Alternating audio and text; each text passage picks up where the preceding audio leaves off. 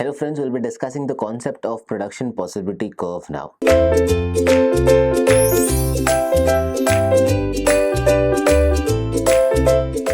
Now, the thing that we are discussing here is the production possibility curve, what exactly needs to be produced and how it is supposed to be produced and for whom it is supposed to be produced were the three questions that we have discussed earlier. Based on all these three questions itself, we have a production possibility curve here. Let's understand that part. Professor Paul Samuelson is a leading figure among these economists who have explained the working of economic system through these three questions. Samuelson Nordenson, or rather Samuel Nordenson, is one of the professor who has explained the working of three questions of these things. Now, if you can see the figure here, in figure PO and PO is the production possibility curve, that is P0 and P0 dash is the production possibility curve of a country.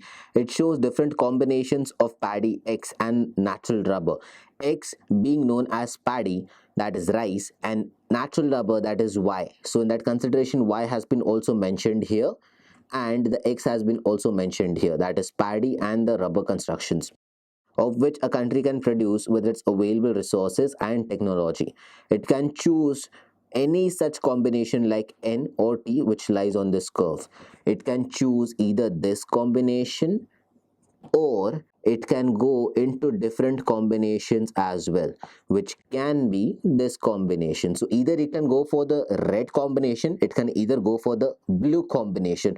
It depends on that specific country. So less of rubber and more of paddy can be also done. More of rubber and less of paddy can also be done, which hits a equilibrium part here that has to be discussed. So whole this thing is the production curve. So this you need to figure out. Limited resources. Here the combination of N, O, or rather in this limited resources what we need to discuss is the combination of N, that is paddy, and the amount of natural rubber shows against the paddy. Again, this combination is what you need to figure out. So you need to strike an equilibrium on this specific part. This is the same thing that has been mentioned here.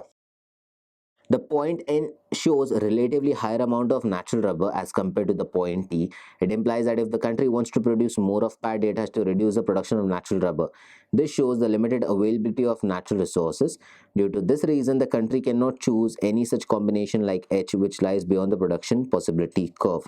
So it shows that what natural rubber is and what paddy is. Based on that specific thing, you need to strike an equilibrium because the production possibility curve cannot go beyond one specific point. Now, problem of what to produce and in what quantity. The curve also reflects the problem of what to produce. If all country uses all of its resources for production only natural rubber, then maximum possible production of natural rubber will be OPO. In that case, there will be no production of paddy. Similarly, if the country uses all the resources for the production of paddy, then maximum production will be of paddy. But in that case, production of natural rubber will be zero. So, basis on production of what is supposed to be produced here, you need to figure out how to strike a balance between how to produce natural rubber and how to produce paddy as well at the same time using the same resources available. Because if you utilize all the resources in producing one thing, the other thing won't be produced here. And the consideration or the requirement here is to produce both the things because that's when everything will happen in a specific pace. Efficient utilization of resources. Now, the next thing that you need to understand is the efficient utilization of resources and how exactly things will work out if you go in that specific manner. If the country chooses a combination of point M, that is, if it produces OXO of paddy and OYO of natural rubber, then it would indicate inefficient utilization of resources. So, if they select one specific curve which is lower, then it will select, or rather the lower part, the blue one that we had highlighted. If it selects that part, it will show inefficient utilization of resources. But if it goes ahead and selects the red lining that we had done, that will show completely effective utilization of resources here. Now the production of natural rubber unchanged at this part. Similarly, in this situation, the country can also increase the production of natural rubber from OU1, or rather from OU0 to OU1, by keeping the production of paddy unchanged at OXO. That is, the country can move from point M to point N.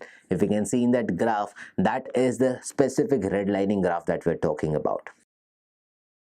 Now, thus, if the country chooses any combination of X and Y on the production possibility curve, it implies efficient utilization of available resources. However, if it chooses any combination that lies below the curve, it would indicate inefficient utilization or underutilization of the existing resources.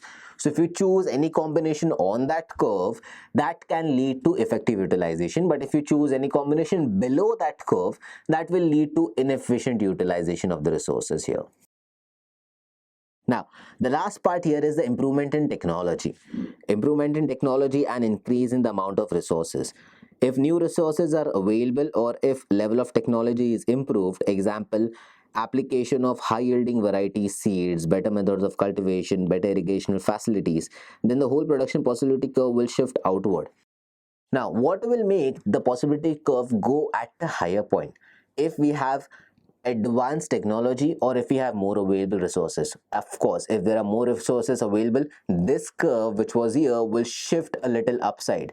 If we have more technological advancement, that means we can yield more by using less. Still, the possibility curve will go upside. So based on these two things, we can figure out how the possibility curve will change. So this is what you need to understand when you have to change the possibility curve from the lower side to the higher side based on the available resources and the advancement of technology that we can utilize. So this is all what we had to discuss when it comes to production possibility curve. Thank you.